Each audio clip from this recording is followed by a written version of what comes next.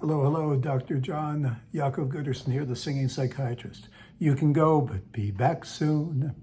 You can go. We all go. Every day we go. We go with our feet, we go with our brain, we go with our speech.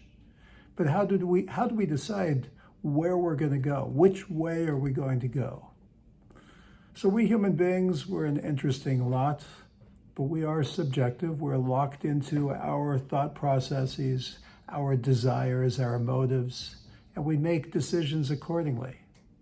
But we have to be careful because sometimes, we simply make the wrong decision. We think we're making the right decision.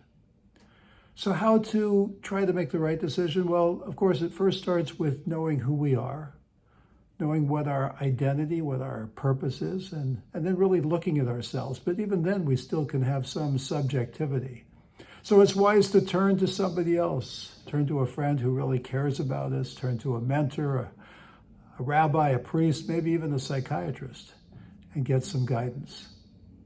This week we're going to read an incredible story. The Jewish people, they're on the cusp, ready to go into the land of Israel after being in the desert for 1 year. But first, 12 dignified men, they turn to Moses and they say, we'd like to go in first, do a reconnaissance mission, and then come back and give a report.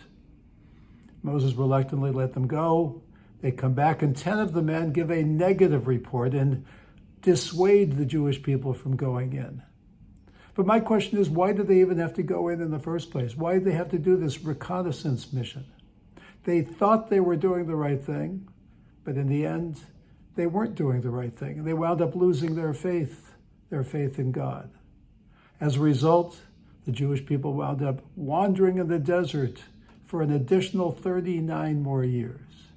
You can go, but be back soon. So be aware. Be aware that we have our own subjective look at our world. And how can we make sure that we go in the right way?